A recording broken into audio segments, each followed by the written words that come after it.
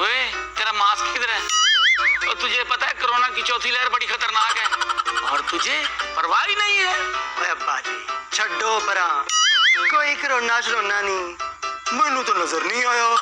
ऐ शाबाश, अस्पताल कोरोना के मरीजों नाल भर गए।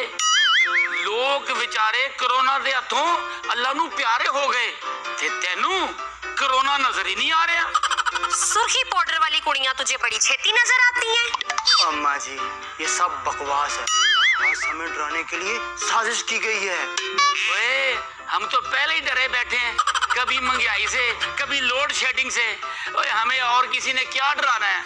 अब्बा जी कोई कोरोना शरोना नहीं है, और मैं नहीं डरता कोरोना शरोना से। मेरा कोरोना ने की बिगाड़ लेना है।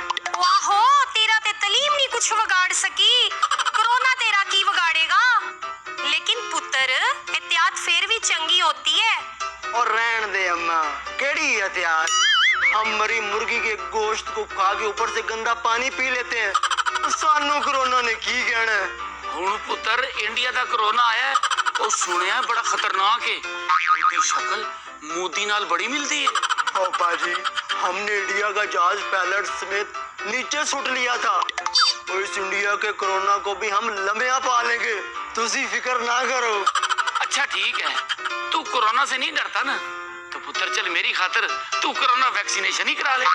वैक्सीनेशन? कोरोना की वैक्सीनेशन?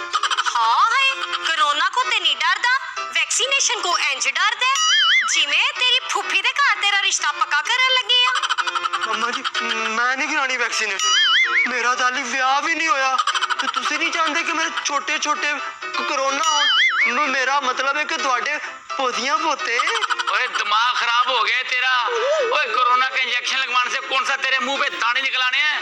ओ यार तुझे किसी लड़की ने पसंद नहीं करना, बस हो गया फैसला, आज ही तू वैक्सीनेशन कराएगा। इंज नहीं मनना इन्हें, कड़ीस के ले जाओ इन्नू जिवें कसाई मज नू कड़ीस के लेके जांदा है।